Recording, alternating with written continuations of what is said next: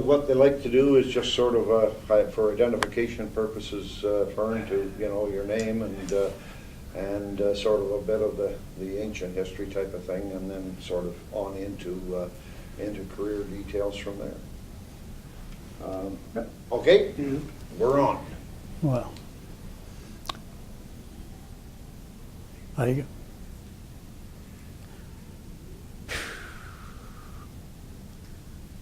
I guess I've become speechless.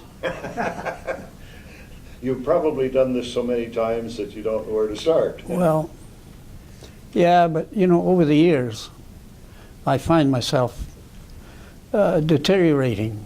Well. But as far as telling you about my career, which is all over the place already, I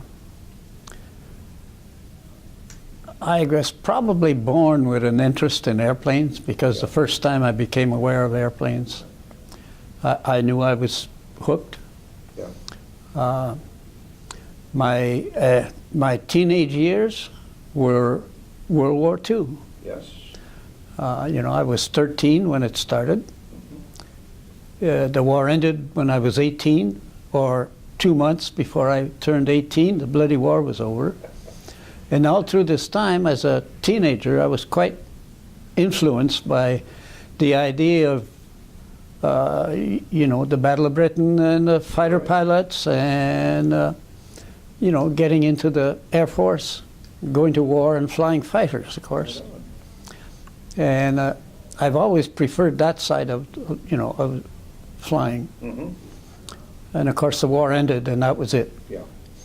So in 1946, because of the war years, there were a lot of pilots around. The flying schools were all over the place.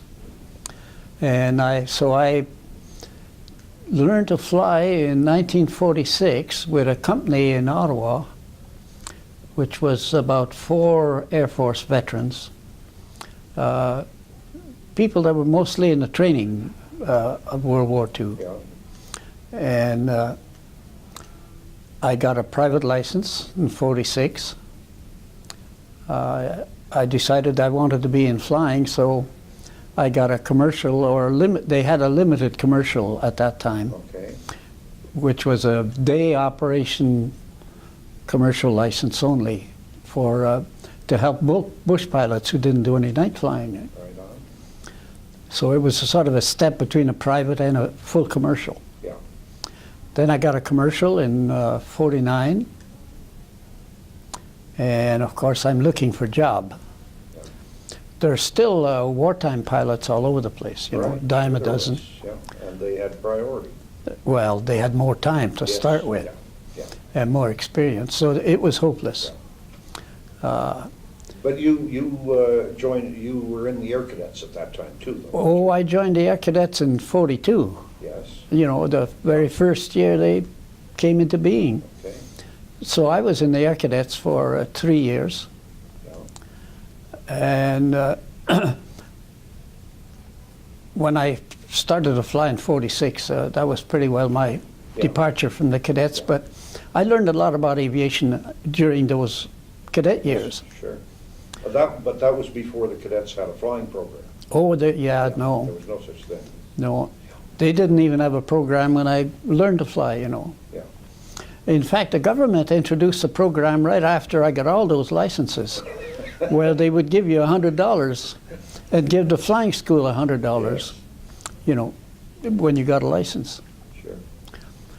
But what happened in Europe, and the commitment that Canada made to put a force in Europe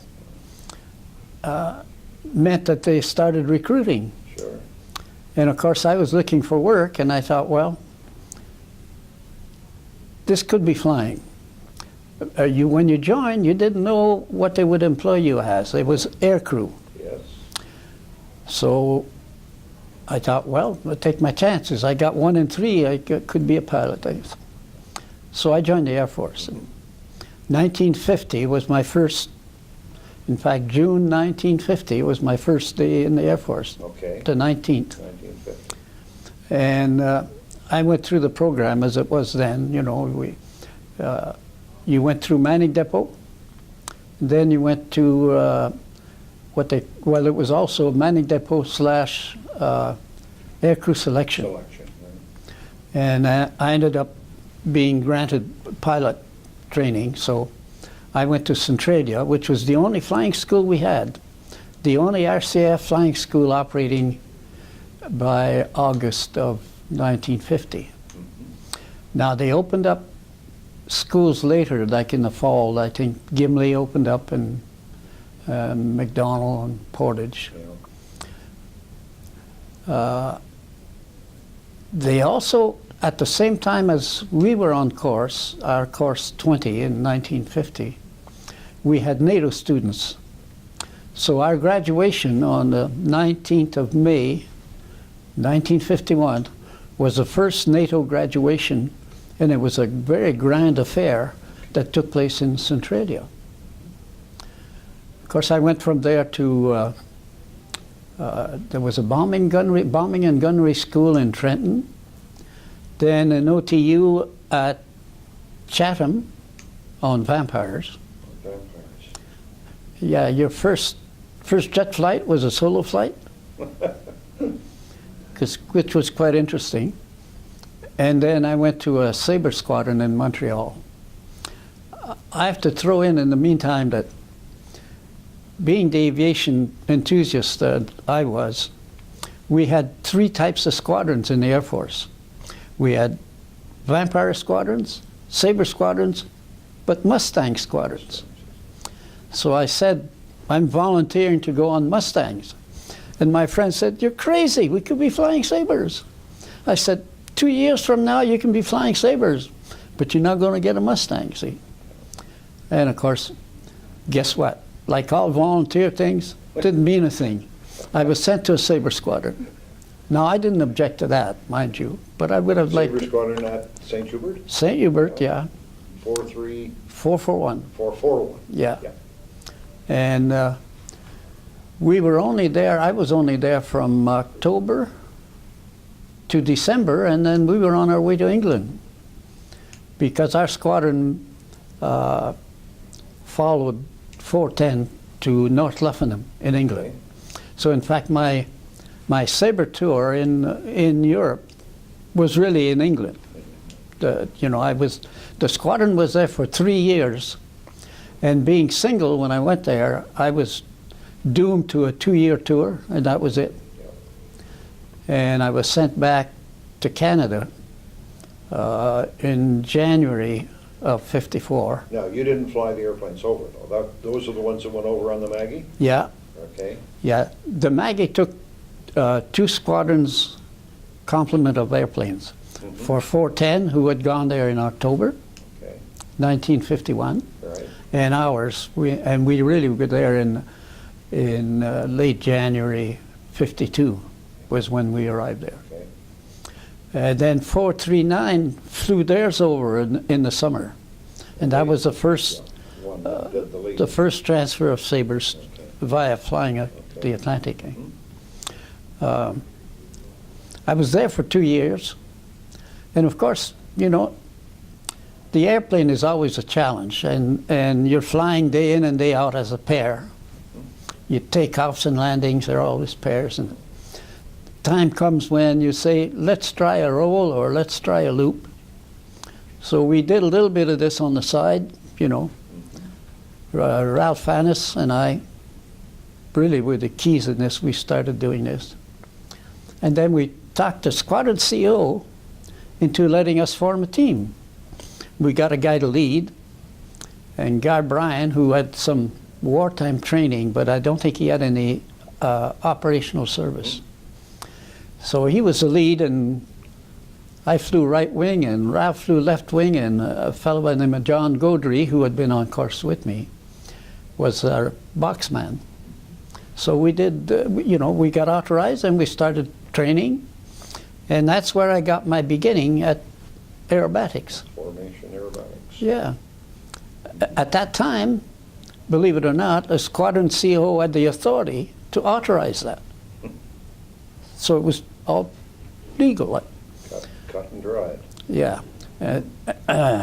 Now that unfortunately came to a very bad end when that team from Four Wing, Yes. and I think the year was 55, crashed in Germany, where the leader took the whole team That into. was the Skylancers?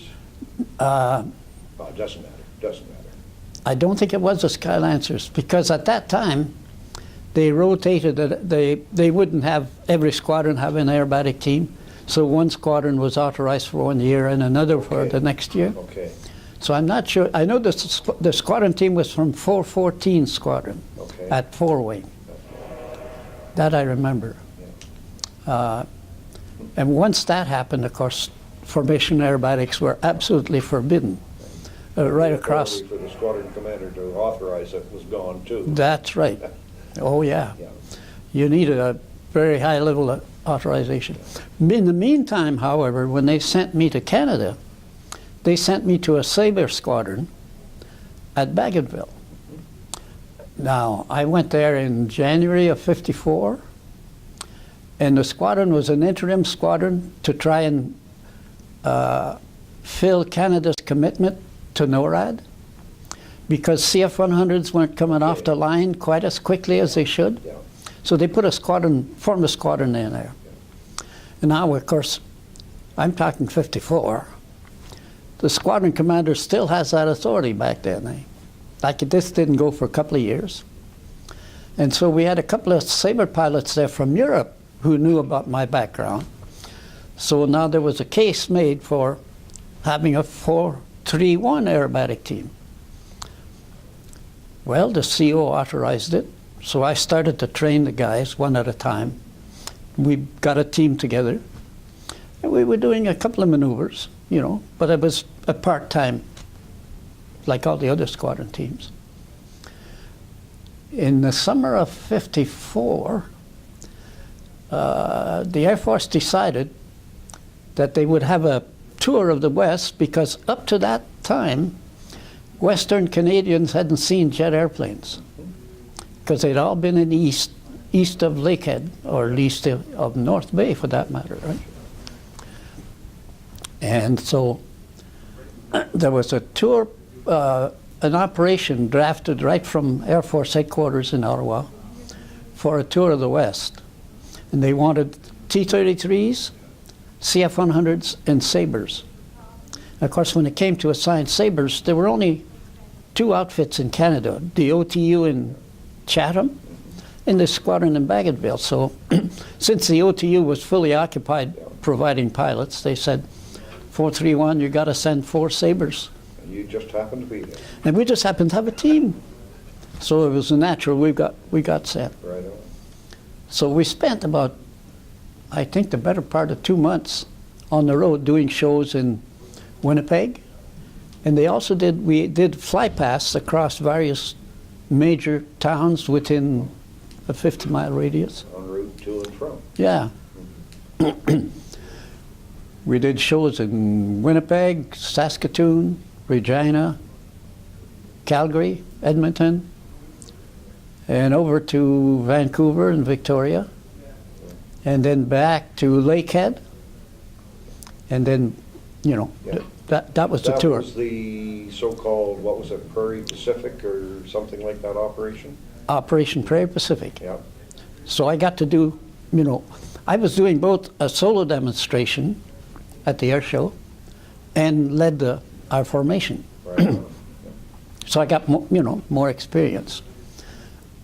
And I have to say, I appreciate the fact that I had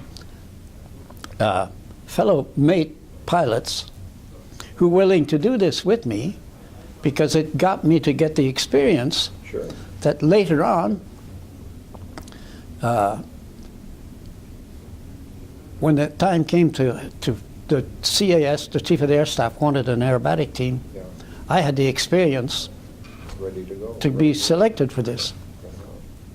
And it developed a cadre of people who were up to speed on the Yeah, idea. yeah. Although all those other squadrons in Europe that did that, provided a whole bunch of people also, Right. because they had teams operating over there through 53, 54, 55, and that was where it ended. In the interim, of course, I had to go and do my tour of instructing and training command. And Which is where we met. yeah, Yeah, back in 55, 56, 55. yeah, yeah. I was in Portage la Prairie when you came there in 55. In fact, I'm not sure which of us got there first, but Oh, you were there, definitely there. I was there before that. Eh? Oh, yes. Okay. I got there between Christmas and New Year's of 55. Okay. Well, I just got there that summer, Okay. and of course, I was only there for a year and a half because whenever there was a flying job or flying training trip to be done, I stepped up there and did it. Yeah. In that year and a half, I qualified for an A1 instructor's category, and damned if I didn't get sent to Central Flying School. Yeah. In Trenton. So I ended up in Trenton. I did 2 years in Central Flying School in Trenton. And then the Chief of the Air Staff was getting an aerobatic team to celebrate the 50th anniversary of powered flight. And I think it was the 35th anniversary of the RCAF Definitely. in 1959. And of course, there were rumors floating around long before the thing started, but I got a call. Well, my boss came in one day and said, "There's a wing commander coming from Ottawa, and he wants to talk to you tomorrow." And the wing commander explained that he was in operations up there, and he was charged with organizing a team and submitting names for a leader. And would I volunteer? Would I be willing to do this? And I said, "I'll fly any position you want." He said, "No, my job is getting the thing going and having a leader selected. And the leader will have to do this for himself." Okay. So I sat on this one for a couple of months, and then I got another call to see the AOC of Training Command. I thought, I hope it's good news. Anyway, I remember walking into AVM Bryan's office after my boss said, "Get your best suit on and get over there." Right? Most of those calls were on the other end of the scale. Yeah. Anyway, I went across the road to the headquarters. I remember walking down this long office with the AVM sitting at the far end. And after saluting, he said, "Come up here." I walked up, and he put out his hand and said, "Congratulations, you've been selected to lead the Golden Hawks." So I had the job. "Your briefings will be by Wing Commander Buzza from headquarters, and it's going to be your show." Well, Air Training Command was charged with the tour, the summer tour that was to take place, but Air Defense was tasked with supporting and forming the team. Okay. So I was supposed to work under Air Defense Command headquarters. The sad part about it all was that I had as many people against me as I had in favor. Is that right? The amazing part of it is that we had a great number of Air Force officers who were against having an aerobatic team. Well, they could point to the past and say, "You just kill people, eh?" So I found myself bucking orders from, I decided that this had to be a successful team. I mean, I wasn't going to. After the one in Europe. Yeah, particularly. yeah. But, and we're never in a competition, but people are always comparing you. Mhm. The comparison was between the American Navy team called the Blue Angels, the Air Force team, the Thunderbirds. And because we were, fighter pilots who believed that we should have a team. All the members of the team eventually, were all people who were very much in favor of this. But Air Defense Command was not in favor of it. No, they weren't in favor of it. And they were tasked with the job. And I got a lot of orders that would impede my success. So I had to decide, I thought, this is more important than a career in the Air Force. So I disregarded a lot of orders. And we ended up having, in fact, I think at some point I was called by a major who said, "You are being uncooperative and you are not doing as we order." So the Chief of Staff is coming down next week to see what you're up to. Now, the Chief of Staff at Air Defense at that time was, now my mind will go, I can't. It's in the book somewhere. Yeah. Yeah. I'll think about it in 2 minutes. Right. After we finish the interview. Yeah. Anyway, the base commander and I had to meet him when he came in. Bradshaw, Air Vice Marshal Bradshaw, Yeah. came down to see us.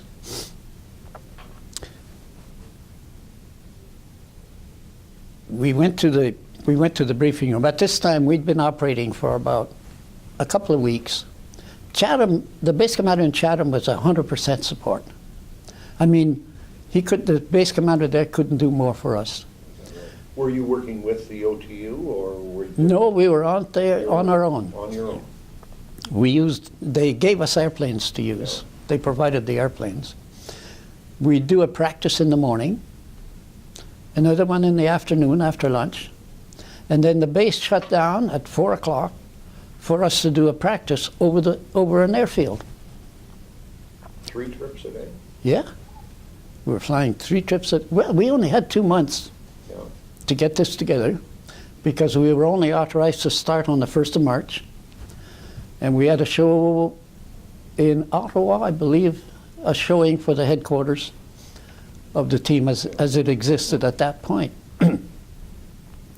And we did this on, I believe it was on the 18th of May. It was in May anyway, mid-May. And then our tour started. And well, we had that unfortunate accident in Calgary because we were moving to Calgary for the air show there in August of '59. We flew from Portage la Prairie, arrived in Calgary. The wind was out of the north at about 30 knots, and the long runway, the north-south one, was closed for paving. So we had to land at what was at that time about a 5,000 foot with a 90-degree crosswind. So we didn't do the usual arrival, which was a 4-plane landing. So we pitched out and landed. And our number 4 overshot for whatever reason. He decided he didn't want to land at, and he did a closed pattern, which is just to pull up onto downwind leg. And the unfortunate thing is there was an American airplane at about 500 feet coming into land. He collided with on base leg. So we lost Jeb Kerr, our number 4 pilot, who crashed there in Calgary. There was one of them, Sam Eisler. Oh, that was at the very, within a week of training. Sam Eisler. Did that create any of the "I told you so's" from ADC? Oh, there was, yeah, yeah. But the thing was that Sam had done a loop, struck the ground coming out of a loop, and he was a solo. And we had 2 solos doing what we called coordinated arrows, opposite direction. They meet on the way up. They cross over the top. he was a top airplane. So obviously they had lots of height, because the lower airplane made it without, as far as Ralph was concerned, without any problem. Ralph Ennis was the other. Was the other solo. He was the lead solo. Yeah, Sam, we lost Sam there. And it took a couple of days to get over that. Yeah. You know, it was a bad time. And it was a shame, really, too, but we never did figure out whether he had an airplane problem or, you know. Some kind of a distraction that. Yeah, or incapacitation. So, you know, but those were our two fatalities in '59. And the rest of summer went quite well. Yeah. How many shows did you do that summer? I forget the exact number, but it's up in the 70s. Because it was a big year. Prior to this, in June, there was an Air Force Day across the country. Well, in '59, in order to use the team at its best, there was Air Force Day Halifax, Air Force Day Summerside, Air Force Day Chatham, Air Force Day St. Hubert, you know, right across the country. So we had Air Force Days throughout the entire period from May until the end of September. From one coast to the other. And the other thing significant here is the team was only authorized for 1 year. The Chief of the Air Staff had Air Council's approval for a team, but only for that year. And we actually disbanded, the Hawks disbanded at the end of September '59. But the Chief of the Air Staff said, the public response and our benefits are such, I'm going to try and get a permanent team. In the meantime, you guys are all going to Chatham, and the airplanes are going into storage as they are. So I went to Chatham along with all the other guys, and we were employed there. It was a training unit, so staff, and started again on the 1st of March 1960, because in the meantime the Chief of the Air Staff had got council, and the team was formed now on a permanent basis. So it was the Chief of Air Staff who was the driving force behind the whole thing? Campbell, yeah. AVM Campbell? Yes. He was Air Marshal Campbell. He had been in Air Division before, you see, and they had the teams there under. I was going to say before, it seemed like that every squadron had a team of some sort. But did you say they sort of rotated once for each year? Yeah, each summer it was a different squadron was given a team. Okay. Like the Skylancers were a team 1 year. The Fireballs, I think, or something, was another team. Yeah. But you took turns. Yeah. And was that sort of a European type of team in those days? Well, no, this is only through 53 and 54, Okay. and part of 55, eh? Okay. So it was about a 2.5 year period when the team was moved from one squadron to another. Okay.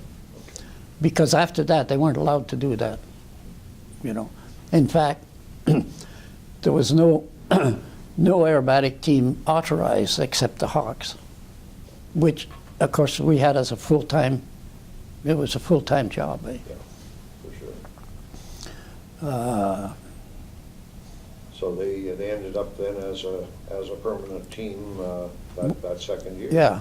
My orders when we became a permanent team is 3 of us were going to leave the team at the end of the year. 3 other guys were going to stay on for continuity. Okay. And Jim McComb was one of the guys staying on, and I was to train him to take over the lead. Okay. So he had the team in '61. Lloyd Hubbard was the next lead that took over from him, but he was on the team in '61 and took over the team in '62 and '63. Right. And then, of course, it was scrubbed in '64. And that was the hen of the Hawks, of course. Yeah. What was the impetus behind canceling the whole program? Oh, well, it was blamed on to money, But funding. Could you hold it just there for a moment? I'll move this just a bit. Okay, good. yeah, so, yeah, because there was, that was when the Air Force was downsizing all the squadrons. Like initially there were, what, 9 CF-100 squadrons, and they went downsized to 5. Oh, not that early. No. Yeah, that was more in the 60, 61 period, wasn't it? That was in the 60s, yeah. But it Yeah. was at the time of the old infamous 500 list, though, wasn't it? Oh, yeah, but I don't think that had any connection. You see, the Hawks were so popular. Oh, of course. I can speculate here. If you were a young Canadian deciding to go in the military, where would you go? Exactly. You want to either fly or work on those airplanes, eh? Yeah. So the Army and the Navy recruiters had a problem because Oh, I see where you're going. nobody showed up there unless they'd already been turned down by the air recruiters, eh? Okay. So I think it was a political thing. Of inter-service rivalry, jealousy, Yeah, right? and it doomed the Hawks to extinction. So the team was done away. Plus the money. Yeah, Yeah, of course. I think Dan Dempsey tried to pin this down. He couldn't. He went through a lot of channels and all the official documentations and everything that you can get, and you couldn't pin it down other than funding was a problem. Yeah. Hold it right there. So I move just a shade more. So, okay, from the Hawks then, back to the OTU in Chatham? No, well, at the end of the Hawks, which was my tour, ended, of course, at the end of September, 60. I was on staff there waiting assignment. And of course, in those days, you had to fly 25 hours a quarter. And Jim McComb said, I'd like to do some night flying. Do you want to do some night flying? I said, sure. So we booked a couple of Sabres for local night because we had to get so many hours a night and so many hours a quarter. Because now we're basically, I guess, on a desk job, eh? Because our tour was over. Well, Jim was staying on to lead the Hawks. So he and I went night flying. And what do you do on a night flight? Well, we do some formation because as a Hawks, we did a lot of transit at night in formation. Right. So Jim and I are just doing it 2 nights. I said, well, okay, I'll lead a departure. We'll climb on top. I'll do a beacon let down in the GCA low approach, overshoot, climb back up. On top, I'll hand over to you, and then you do a beacon let down GCA.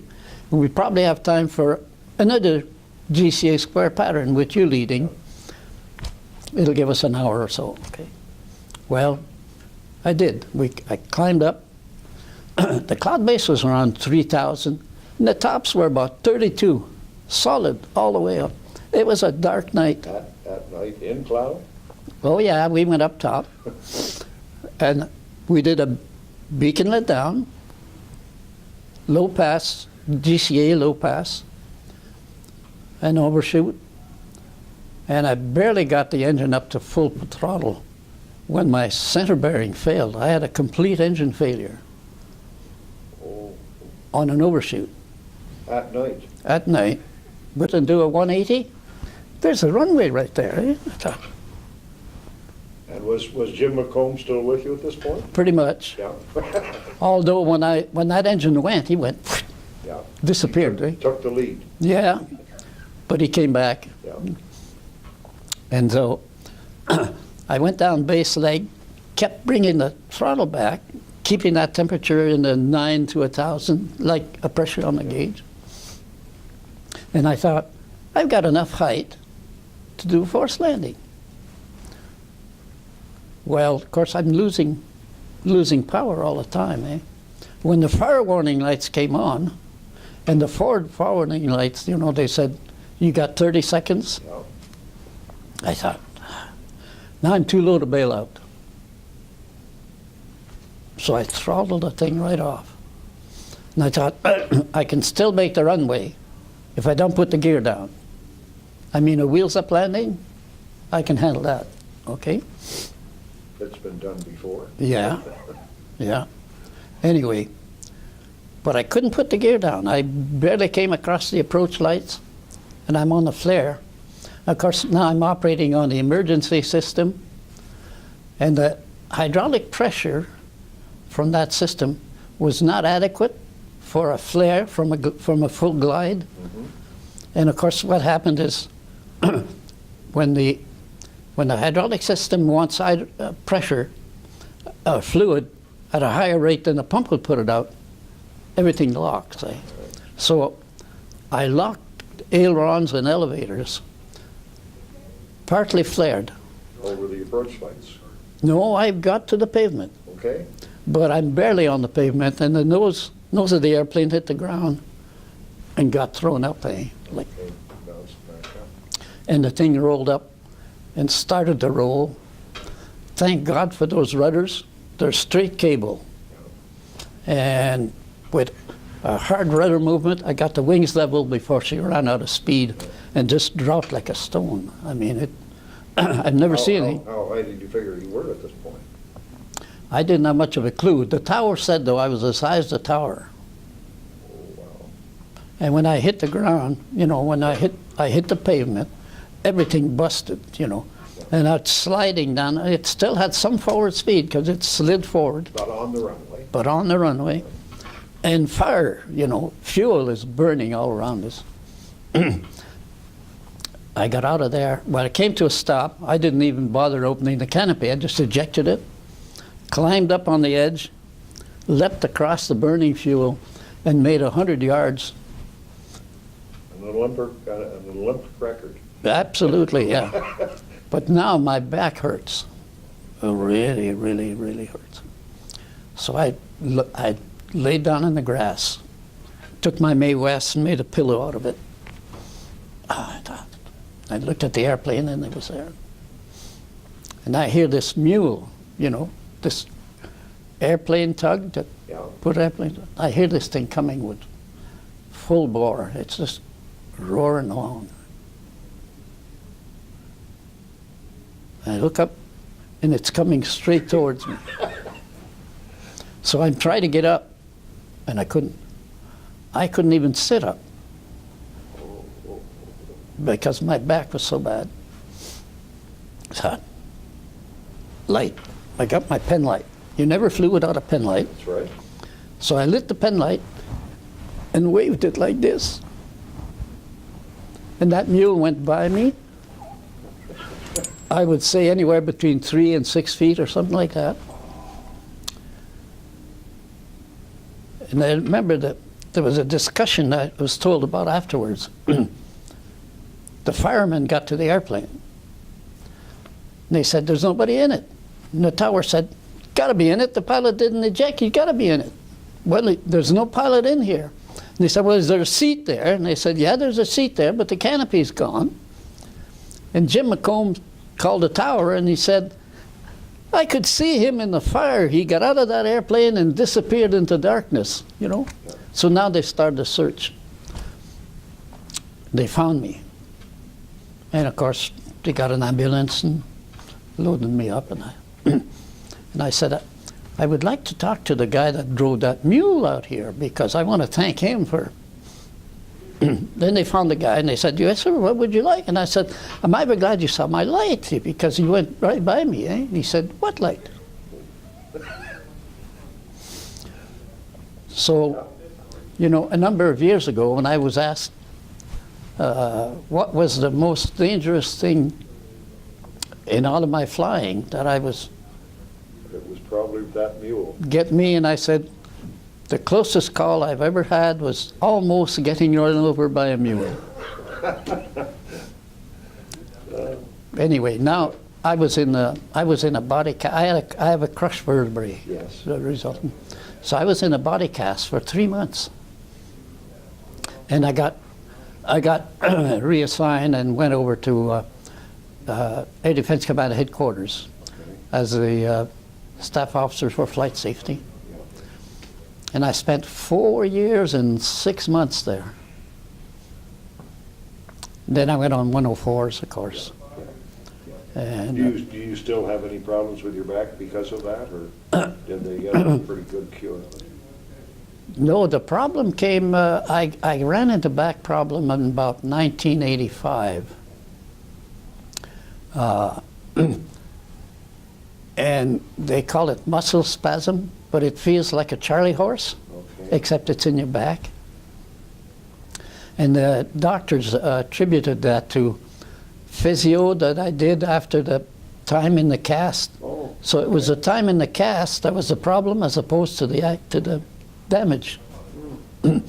Because the physio didn't resuscitate all of the muscles, because I guess there's a number of them in your back, yeah, and they crisscross each other. yeah. So I've had back problem off and on. I have to watch it, you know. Yeah. Don't ever overstress it or try to lift heavy weights or anything. But right well, I did a bunch of exercises, and I'm afraid they've fallen off, really. But, you know, I think I've recovered fairly well. Good, good, good. Yeah. So into the flight safety office? Oh, I was there for 4 years and a 4 bit. years. Yeah, 4 years and a half. Yeah. And then I went on 104s. That was essentially the pretty much the start of the flight safety operation back in those days too, wasn't it? Yeah. Believe it or not, at that time, they got the Americans ran a flight safety course at the University of Southern California. California, right. Yeah, An accident investigation course. yeah. Right? And DFS would get a couple of slots on there. Yeah. And there was one they couldn't fill, so they said, let's send the guy from Air Defense. When I went there, we had 13 squadrons of CF-100s, and we had 12 squadrons in Europe. They were Sabres. Later, I think they took 4 and put CFs in. Mhm. Took 4 out of Canada and put them over there. That's when I went to Germany, yeah. Yeah. What year was that? I went over in 59. 59. 59, yeah. You flew your airplane? No. The squadrons were formed in 56, 57. So I went over sort of more or less the first rotation out of the CF-100 squadron. Okay. Well, the squadrons flew the airplanes over there. Oh, yes, yeah. But, so you went on the course in California then? I got to take that flight safety course at the University of Southern California. Absolutely marvelous. It was a great course. Yeah. I really enjoyed that. I always tried for that too, but Didn't get for some there. reason or other never managed to get I don't know how many people they did send in there, you know. I don't think it were that many. No, I think there was only 1 or 2 a year, wasn't it? Yeah. Pretty limited in Yeah. that case, yeah. Anyway, I ended up in Europe taking over a CF-104 squadron. Right? At first, I had 431 squadron. That was your old Sabre squad? No. No, that was 441. My mistake here. Yeah. Was 434 squadron. 434. I took over 434 Starfighter Squadron in Zweibrücken. Yeah. And I went there in December 65, and then in 67 there were 2 squadrons that were disbanded, and one was my squadron, 434. That's when they consolidated. Yeah, they were sinking now. And I ended up taking over 430 squadron. So I had a second squadron of 104s. And I ended up being there for a little over 2 years. So I had a long tour in Germany because they were shutting down the base even. So they weren't going to send someone there with, 6 months or Yeah.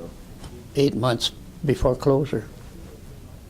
So I ended up That was at Zweibrücken. at Zweibrücken, yeah.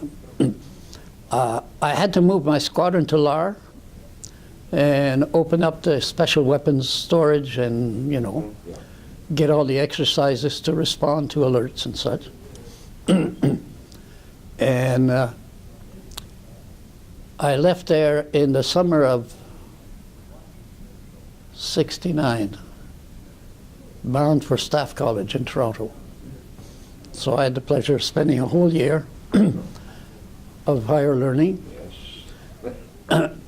But I left there and they sent me to Ottawa to take over the EW squadron. It was in Ottawa. Yes. And it was 414 squadron. 414. Yeah, with CF-100s and T-33s. And I had that squadron for 2 years. Moved it to North But Bay. you moved it to North Bay. I moved it to North Bay. That was a change of command transfer. Yeah. And I went into DFS on that one. So I ended up in flight safety again Yeah. and spent 4 years. Well, it was from the summer of '72 to the fall of '76. So it was another 4 years and a bit. And then I went to Bagotville as a air operations officer. And I spent 3 years over there. Okay. Now, I was a safety officer in Air Defense Command when we introduced the CF-104 and the CF-101 into the RCAF. So I had a lot of safety business to do with the introduction of the 101. And when I was in Bagotville, I said, they were running short of pilots. And the OTU was training anyway. I said, okay, I'm operationally responsible for exercises on this base, but I've never flown this airplane. Send us a request for transition. Then I got an approval. Okay. So now I'm on the 101 course. So I took the course, managed my office work, you know, after hours, and As only a pilot can do in a desk job. absolutely. So I ended up doing that, you know, and flew the 101s for a year and a half. Good, good, good. Enjoyed the airplane. Yeah. Tremendous machine. Yeah. I had about 10 years on there. Oh, but only 10 years. Well, I didn't do badly because I got 425 hours and I was never on a squadron. Never on a squadron. Yes, you did quite well. Yeah. Exactly. Exactly. Did you get sort of the full combat ready? Oh, absolutely, yeah. So you did all the Oh, exercises? well, there's a whole story to that. Once I completed the conversion, I went to the CO of the squadron, the operations squadron. There was 425. Eh? Yeah. Who was squadron commander at that time? Joe Sosnikowski. Okay. Did you know Joe? Yeah. Well, not well, but Yeah. everybody knows Joe. The same as everyone knows. I went to see Joe and I said, guess what I'm coming for? He said, you want some 101 flying? And I said, yeah. And he said, we don't need any office types taking more of our time because we're having a trouble keeping our pilots combat ready with the flying that we're getting. And I said, well, let me tell you what I would like, and then you can say no. I said, I would like you to take me on and get me combat ready. Oh, training? He said, yeah. I said, I'd like to be combat ready. And when you have an alert, you can use a pilot?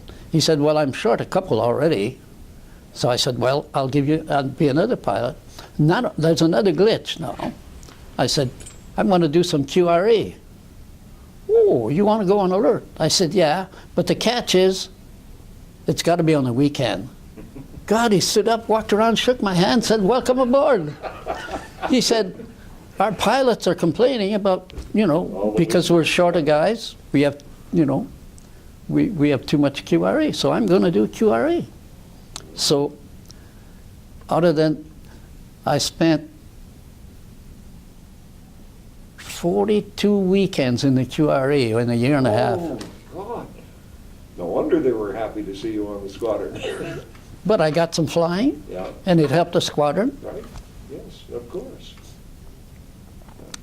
And then, of course, we had to leave Bagotville, and I ended up doing my last 3 years as the base at Minnow at North Bay. At North Bay. Yeah. Yeah. And And then, again, were you able to get back into the CF-100? no, I was allowed to fly T-33s though, because of the allotment for. Yeah. And I retired out of that, but my base commander was Pete Howe, who had just come out of D cadets. Yeah. He said, we need a guy like you in this glider program. So I was transferred to the CIC. I retired in Trenton, in the Trenton area. I already had property there. Yeah. And I took over the glider program, and I was commandant of the gliding school for 5 summers. So I ran the gliding school at Mountain View, 83, 84, 85, 86, and 87. And then, of course, because I was 60, I was retired out of it. So I said, I'd like to stay on as a tow pilot. They said, sure, we can use tow pilot. So I towed gliders for another 15 years. 15? 15 years towing gliders. And I was kicked out of that because of my age in 2002. Yeah, they finally determined that you were just flat out too damned old. That's right. So I was out. So, And you can't help but notice the third bar on your CD too. well, There's a reason for it. yeah, I was, Right on. Right on. yeah. Okay, talking about medals, obviously the AFC, the Air Force Cross. That Yeah. was your prang in Chatham. Yeah, because I didn't bail out over the city. Yeah. You know, there were questions about, you know, they always question pilots about, they're afraid to leave their airplane, really, eh? Yeah. Well, I suppose there's a certain amount of that. But at the same time, when I was a civilian pilot, I did 5 parachute jumps. I wasn't unfamiliar with parachutes. Oh. I did skydiving back in 48. Is that right? Yeah. How did you get started on that? Well, a bunch of us got together. We got to know this guy who was a parachutist. So about 6 of us got together and said, we'd like to form a club. Will you train us? Because the hazard of a parachute jump is whoever packed the chute is responsible. To avoid that, you weren't allowed to jump unless you packed your own You parachute. packed your own parachute. So we formed a club, we were trained, and we started doing skydiving. I did five parachute jumps. Yeah. Three of them were at air shows. Attraction, you know, an Okay. attraction. You're one of the early Skyhawks then, right? Oh, God. Yeah, no, I did, And that was before the days of the fancy parachutes. oh, too. yeah, yeah, It was just straight raw old, yeah. But I learned to control those, Yeah. you know. yeah.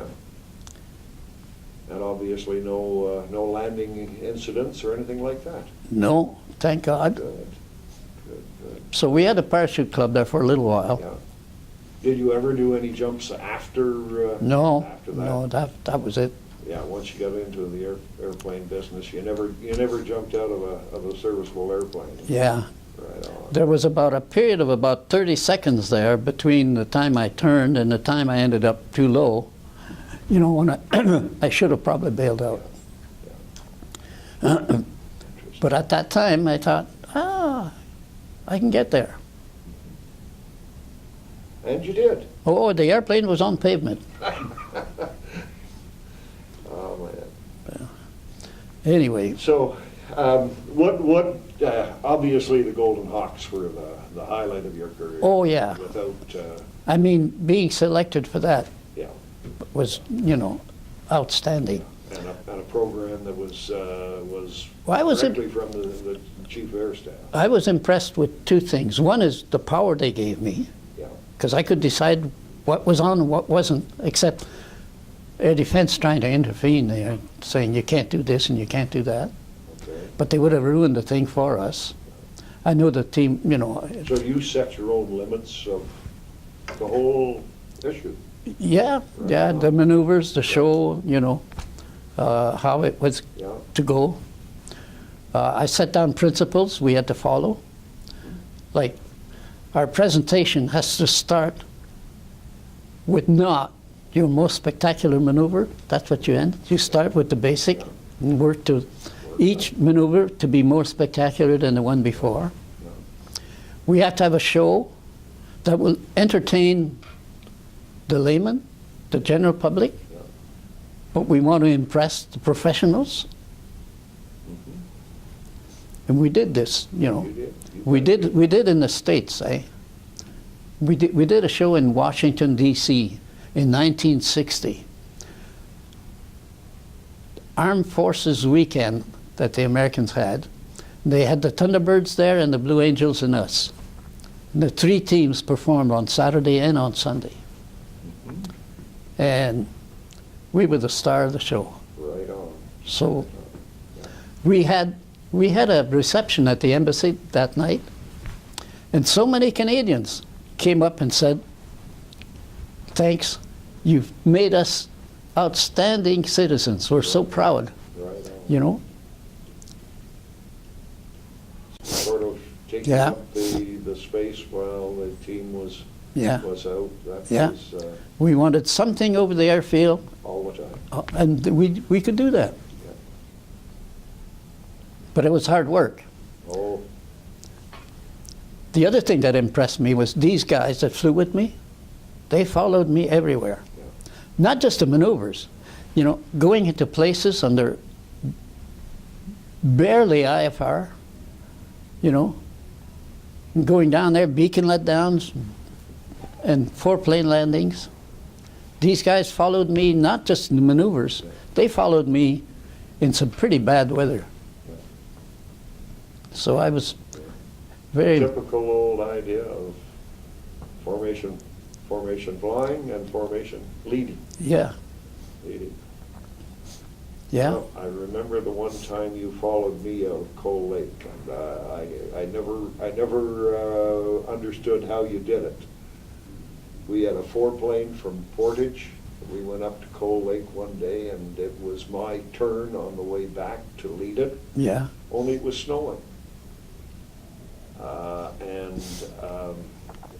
There was something like 35,000 feet of cloud, and there was no way we were ever going to get joined up if we went off as two planes. yeah. So, well, let's go as a four-plane. I think that was your suggestion. And you were number 4. And it was all fine. We had probably an inch or 2 of snow on the ground, so as soon as we wound the engines up, there was a blizzard behind, and off we went trundling down this runway, and I didn't know where the center of the runway was. And I think I drifted off a little bit to one side, and the guy that was with me said that you yanked it into the air just before you ran off the edge of the runway, and 35,000 feet of cloud later, we were all fat, dumb, and happy. Well, But just another trip. just another trip, you bet. Interesting times. Oh, you know, the Golden Hawks really made a name for themselves, didn't they? Oh, Yeah. yeah. But I was determined that I was going to do the best I could. You know, Well, you certainly did. That was, so I think Dan Dempsey has sort of coined the right phrase there. What was it? Something of an excellence? oh yeah, that's the title of his book, eh? Yeah. A tradition of excellence? A tradition of excellence. Yeah. Yeah, for sure. For sure. So the other big thing was the flight safety operation. Oh yeah, that, you know, that was really my other occupation in the military. Yeah, right on.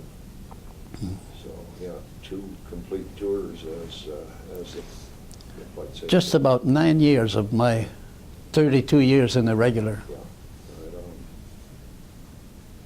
on. And those were interesting times too, because there were some Oh, yeah. some wild and woolly Yeah. investigations there, weren't there?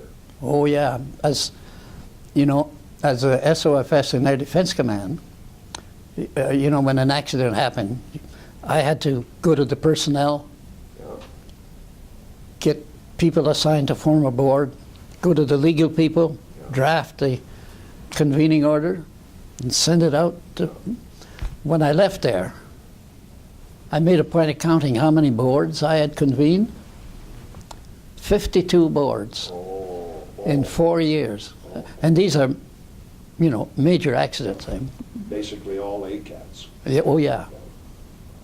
Yeah. Yeah. So I got a lot of experience in there. Again, I remember some of our conversations. I ended up as Staff Officer Flight Safety and Mobile Command. Oh, okay. And we had one, and I can't remember what. I think it was the one Romeo Lalonde had that where he couldn't get the nose wheel off the ground, couldn't get it to break ground, and we had time limits where the boards had to be processed through the headquarters and stuff Yeah. like that. And General Herbert was Commander Tentag, and it had to go through him first and then to FMC, and it was in his in-basket. No. And I would clear him on it, and his secretary, and damned it would be down in the bottom of his in-basket. And she would move it to the top, and the next morning it would be back on the bottom. And this went on for quite some time. And of course, the staff officer level were bugging me, then it got up to your level, and I think it actually got up, it was Joe Schultz at that time, wasn't it? Yeah. But there was no way I could get it out of Herbie. Well, I worked for Joe Schultz those 4 years, eh? Yeah. Another icon of the Yeah. flying world, eh? Yeah. Yeah, for sure. A great guy. Yeah, for sure. Mr. Flight Safety. Yeah. Okay, where else can we go here, Frank? No, I think that's about it, isn't it? That's about it. There's got to be more there. There's got to be more. A lot of moves along the way. Oh, yeah. Not really the easiest on family life. Oh, no. That was, being away from home is, Yeah. it's hard on anybody that's away from Yeah. home. It's, Yeah. And that was the rule in the early days where if you were married, it was a 2-year tour. yeah. If you were single, it was 3. Generally, yeah. Yeah, Yeah. interesting.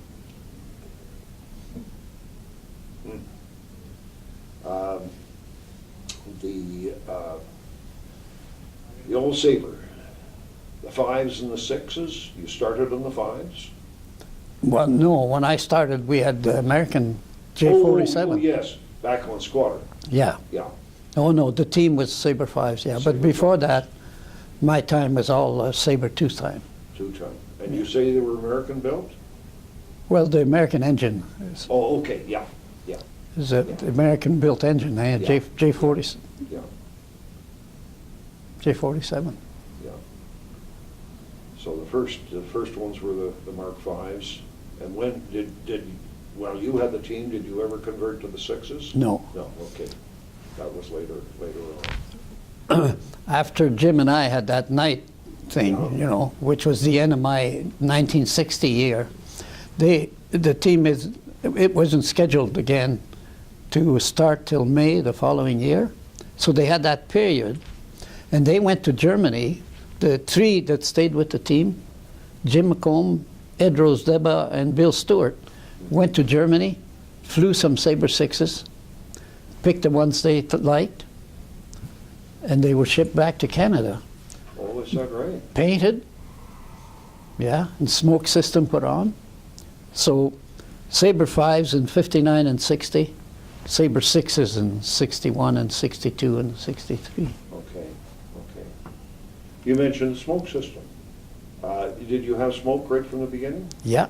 Is that right? Okay. In the 5s, I thought the lines were put inside the fuselage, Yeah. but in the 6s, of course, they said the heat in there would cook some of that oil that is used in the smoking. Yeah, the dye. So they wanted to get the lines away from the heat. So if you look at that Sabre, you see the lines on The it? one we have, it's on the outside. Yeah. Yeah, this is the airplane that Lloyd Hubbard flew. He was the leader. Late. Yeah. Yeah. So did you ever get into any saber time after that? Oh, yeah. Well, see, when I was in CFS, we had a saber there in Trenton, eh? I was That's right. I was flying a saber down there. Not that much, you know, you'd get 2 or 3 hours a month. Yeah. And then, not while Jim had the team, because I was pretty much in body cast and recovering. But when Lloyd had the team, he would call me. I was sitting in the desk in St. Hubert. He would say, "Do you want to fly this weekend?" "Sure."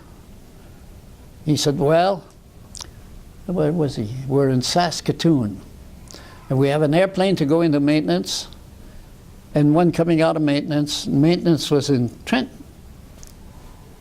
So he said, if you want to bring that airplane out, go back with the other one to be inspected next week." Perfect. Friday night after work, go home, have something to eat, drive to Trenton, spend the night, get up there the next morning, test fly a Sabre out of maintenance, and while they refueled it, flight plan, take off for Lakehead, refuel, on to Saskatoon, eh? Right. Change airplane, come back. Get back, and then drive back to Montreal. Yeah.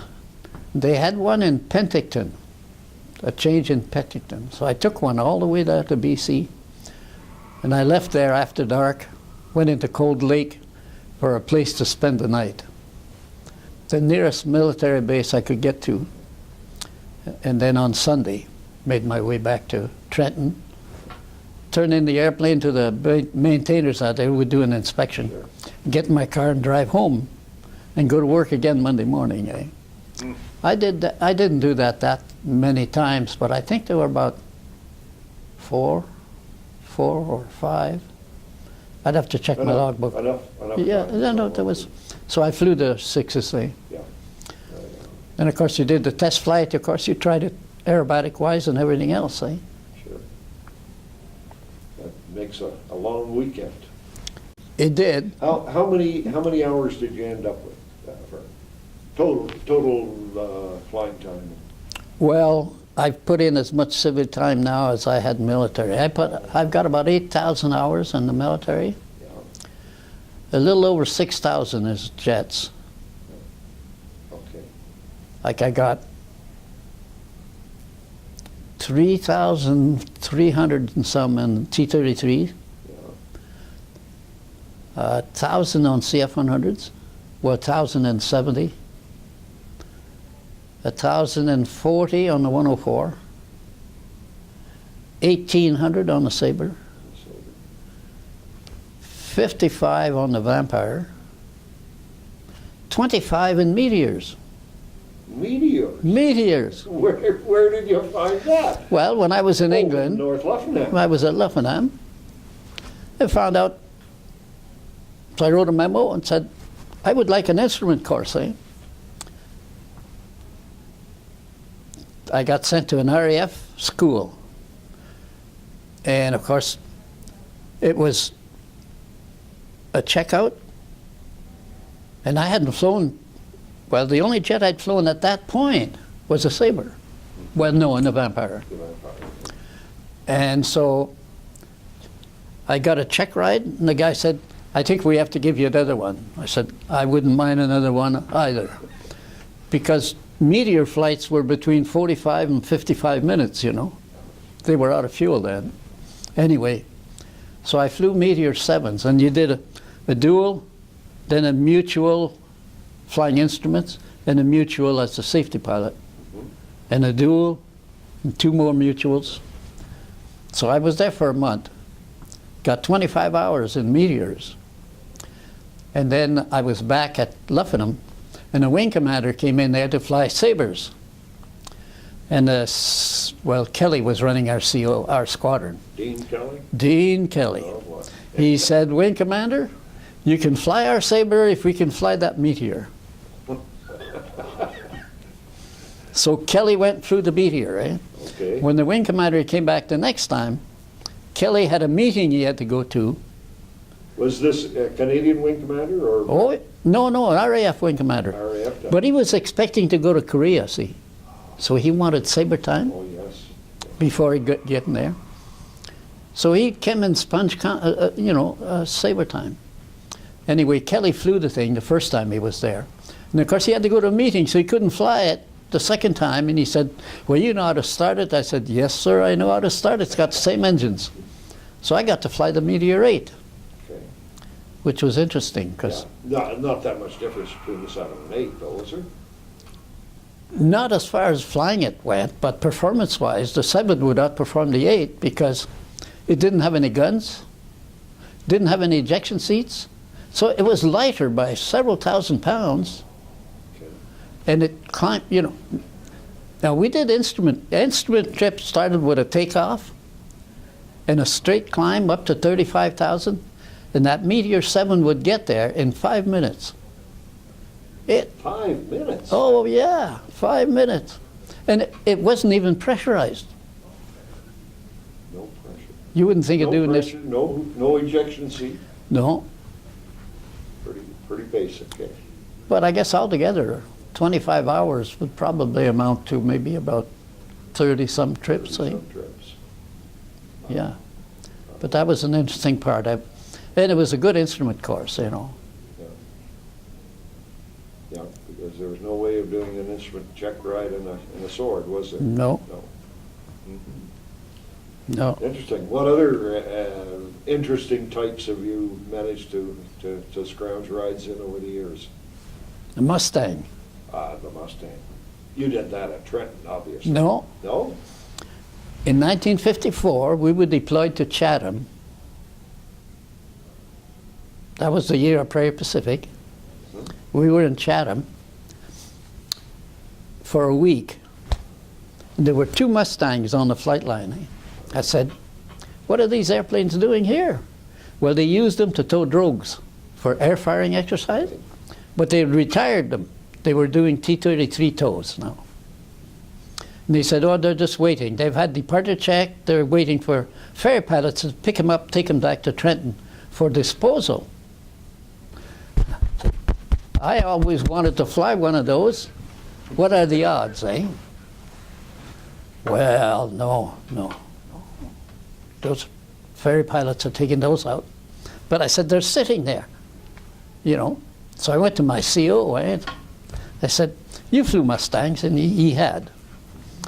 I said, those airplanes separate the men from the boys, don't they? And he said, yes, they do. And I said, how about helping me fly one of those, eh? He said, why, you sneak, I'll see what I can do anyway. So he started lobbying on my behalf. And finally, I guess, the CFI said to the CO of the OTU, for heaven's sake, let him fly it once and get him off my back. Get him off my back. So I was authorized a flight. Right. And I went out there. Well, I had to study the manual, and I wrote an exam. Yeah. But I went out there and climbed in there with a sponsor who followed me around an external. And he said, you do the start, and as long as I have my thumb up, you're doing all right. If I go like this, well, I got to start.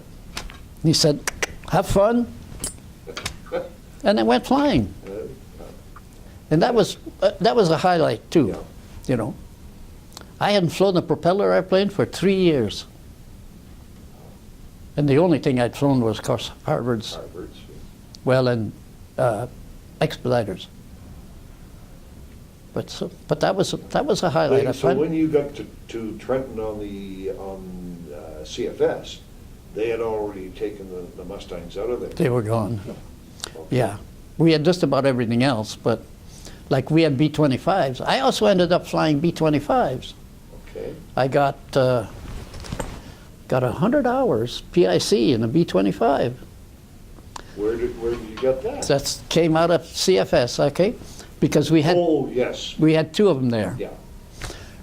I went on an instrument course in Saskatoon when Training Command was running a course there for ICPs with a guy that was on the twin engine flight.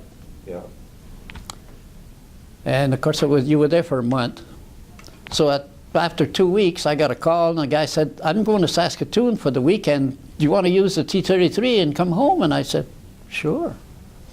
So I said to Gene, who was on call, Gene Spencer, do you want to go to home for the weekend? He said, how can you do that? I said, I've got a T-33 coming.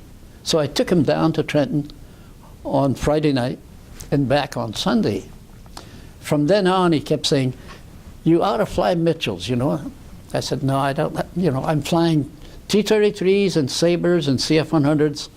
You know, I don't need that. Well, I ended up getting sick. I got a kidney infection.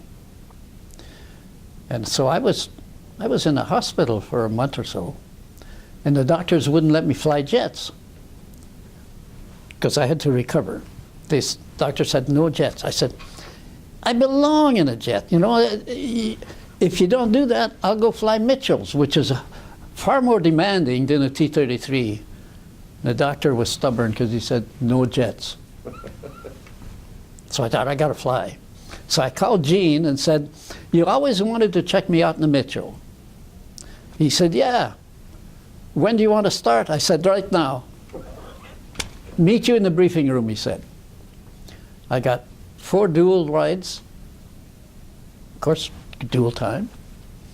And somebody did a test flight, so I ended up doing a 1 hour of co-pilot time. But after my four rides and a check ride, I was signed out PIC. So from then on, whenever I had a chance, I'd get a Mitchell. My big deal was I wanted to go practice ILS approaches. I hadn't flown ILS in any airplane, and we didn't have them at Cup. And I would take a Mitchell and go to London, shoot ILS approaches, or go to Ottawa, shoot ILS approaches.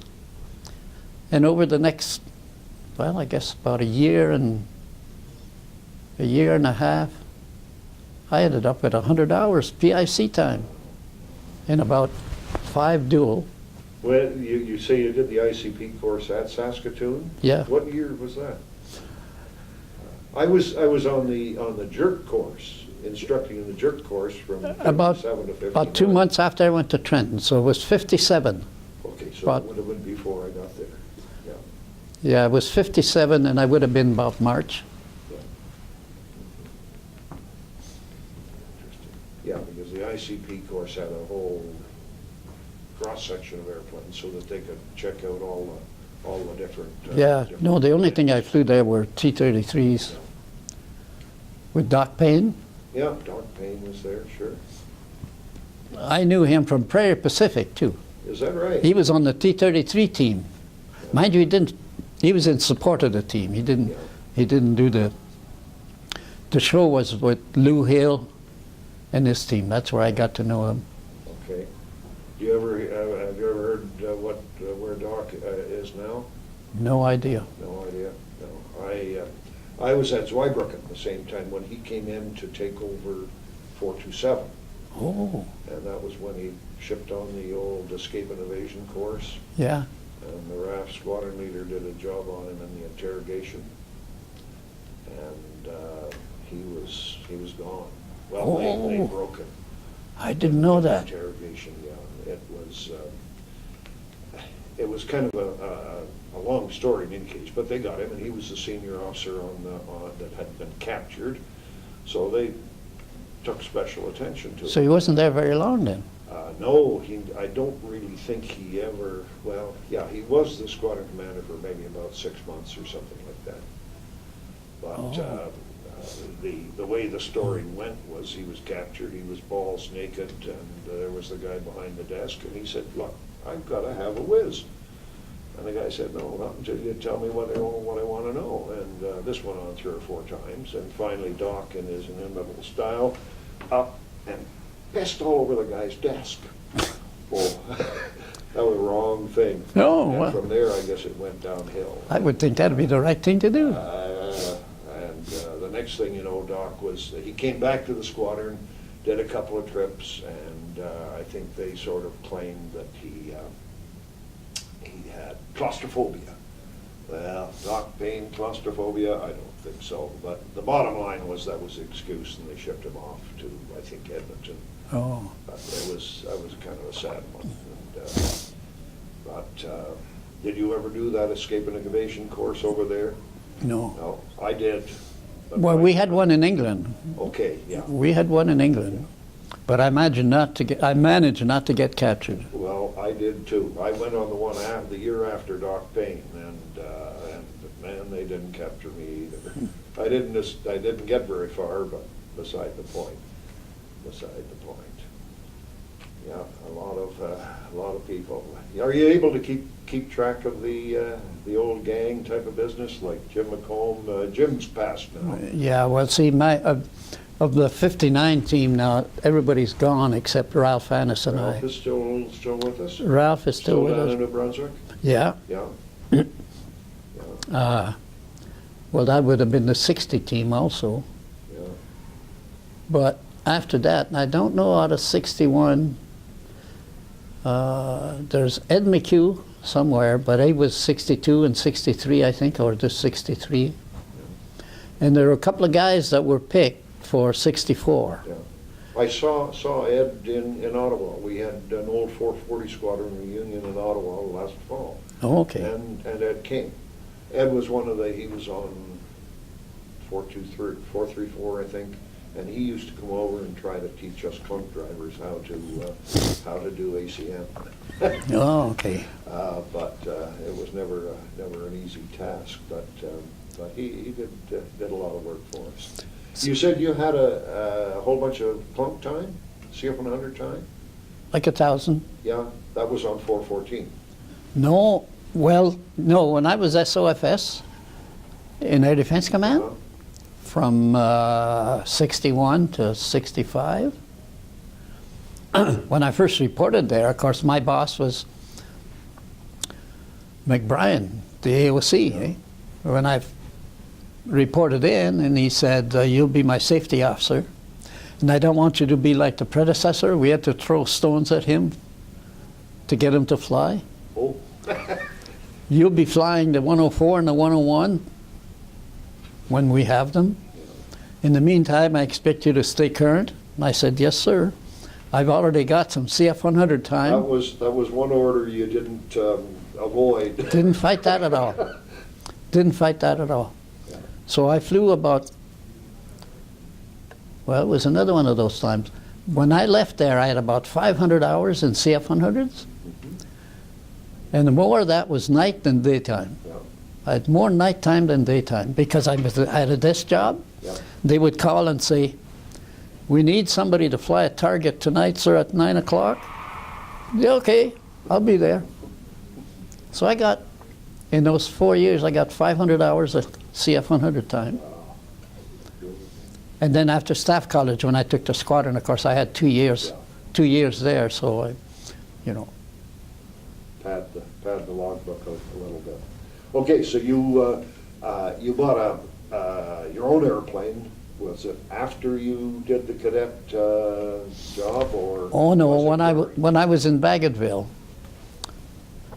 my wife and I decided I'm going to retire in a few years and I don't want to give up flying. She supported my flying unbelievably. Well, when you know the number of weekends I spent in the queue was all with her approval. Yeah. She was in favor. So we bought, I said, I'd like to have a Swift. She said, well, there's only got 2 seats, eh? So I said, well, okay, we can't go anywhere and leave the girl behind, okay? The daughter was 12. Her daughter was 12. Anyway, I said, well, the next best thing would be a 170. So we found a 170 for sale near Bagotville, and we bought it in '78. Mm-hmm. And we flew that airplane till I sold it in '97. We took it to Vancouver Island and back. And the rest of it's mostly around Ontario. Yeah. Yeah. Not that much, really, because I was doing so much more flying. But in '88, when my mother passed away and I got a part of the estate, I said, I can buy a Swift with that. Now, we didn't have a daughter anymore, so I bought a Swift. And that was a big job, too. It took a couple of years to find it. Mhm. But I got the Swift from a guy in Austin, Texas. And I thought, this may be more than I can maintain. So I'm holding on to 2 airplanes for a little bit. That made the financing a little bit tight. But then I decided I could do it okay, so I sold the 170. So I've been flying that Swift now from 92. By the time I got C of A and everything, you know, through transport, I've been flying it since 92. That's what, 24 years. What drew you to the Swift? Why it as opposed to the 172? Oh no, you're going to take me back to my teenage years. Okay. That's another thing that went. I learned to fly at a place on J3 Cubs. Yeah. When I was working for my commercial license in '48, you had to go to transport and write 7 exams. Yeah. They were 2-hour exams, 7 of them, and they were valid for so many days. Like you couldn't write the exam and 2 years later Do the ride. okay? Although they didn't do rides back then. This company I was with got a Swift in '48. Who's the teenager who was dying to be a fighter pilot? Now I'm on these Arankas and Piper Cubs. There's a Globe Swift. It looks more like a fighter than anything else anybody ever produced.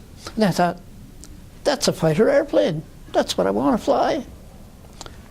Now, the corner I was in was that I needed another 40 hours to have the time for the commercial. But I could only buy a half hour of flying time a week with what I was making.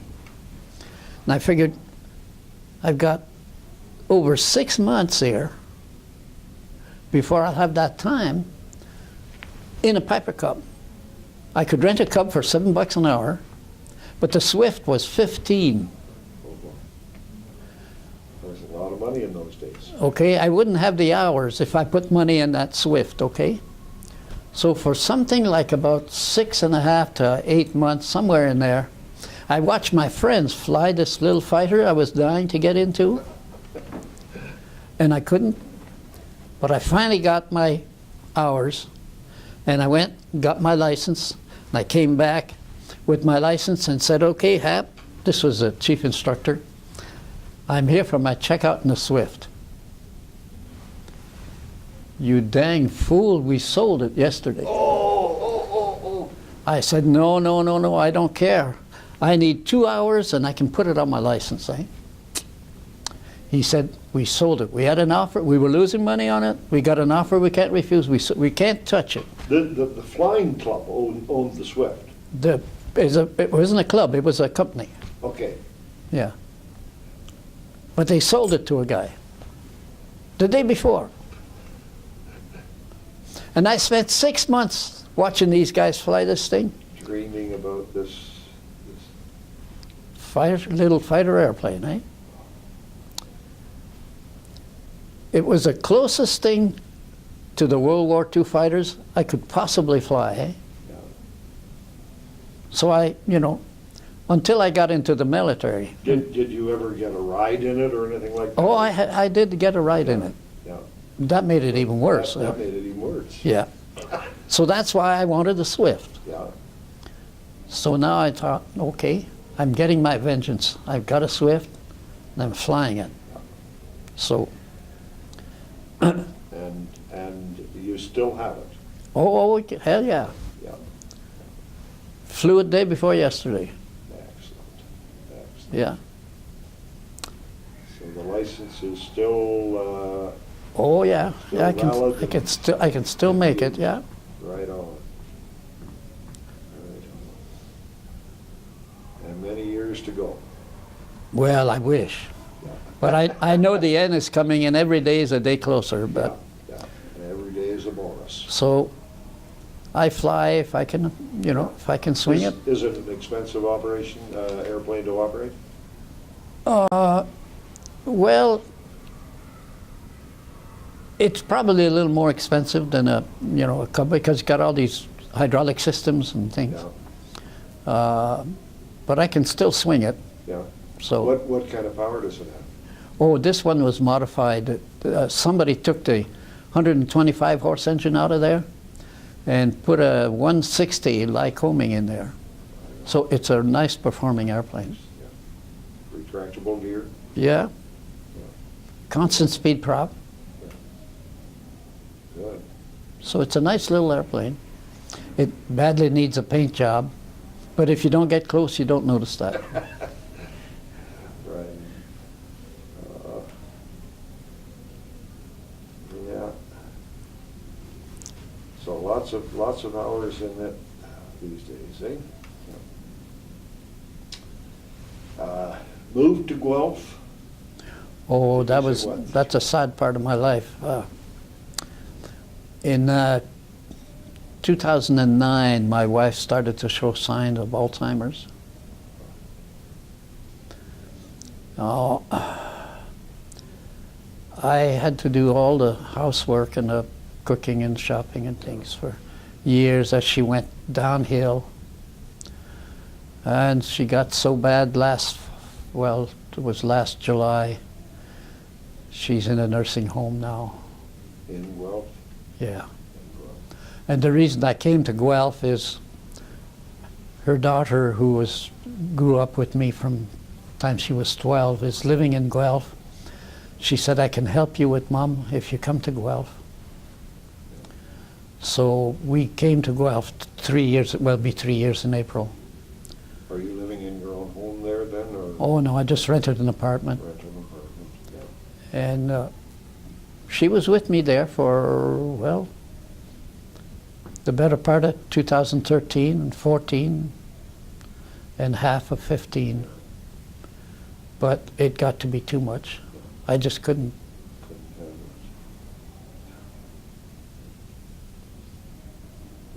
it. But that's why I'm in Guelph. But no other connections with it. Your No. basically Air Force home was basically Trenton. Trenton and Chatham. Yeah. Although of all my transfers, I think the office ones were the 4 years and 4 months, 4 years and 6 months. Those were the two long ones. The others were all 3 years or less. Lots of moves over the years. Yeah. What year were you in staff college in Toronto? Summer of 69 to 70. 69 to 70. I was one of those lucky people who managed to scoff a tour in Foxhole U. You avoided it. No, I didn't avoid it. Oh. That was the point. I was originally posted to Toronto, and somebody, I used to know the name, but I've long since forgotten, but obviously knew the career manager a lot better than I did.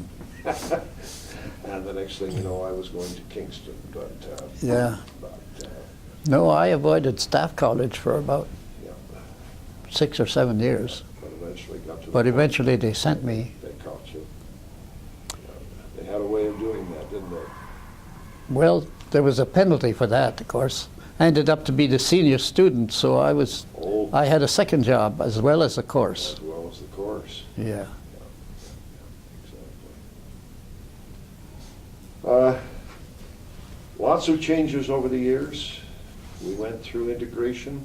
Oh, yeah. I never found that it affected us all that much. The flying operation was still a flying operation, but how did you see it from your point of view? Well, as far as the operation went, it didn't affect that, but what it affected is the higher levels. Yeah. When I was in in DFS, you couldn't get anything ever to the upper level because if it, you know, if it favored the Air Force, it ran into either a naval officer or an Army one on the way up the line, and that would, you know, shut it down. But no, outside of the headquarters, I don't think it made a real difference. Oh, the switch to green uniforms, you went through Oh, all well, that too. And, yeah. You know, I always used to say that the guy who hands out the toilet paper, it doesn't matter what color uniform he's in. But, Yeah. But still, it was an interesting time, wasn't it? People along the way, you're still involved with all various organizations. Did you ever get around to seeing Michael Potter's F-86? Oh, yeah, I've seen it lots. Yeah, lots? Oh, yeah. He won't let you in it, though. I think he would. Transport won't. Transport. I tried to get a T-33 endorsement on my license. But the mistake I made, of course, is that I hadn't been in one for 2 years, so they refused to give me one. But if I had, when I retired, if I'd have gone, I could have got that 33 on my commercial license, eh? But now, you know, I came across T-33s several years later. Now, it was... Well, the chap still has one in Kitchener-Waterloo, doesn't he? I know, but see, they were not in civilian hands when I got out in '82.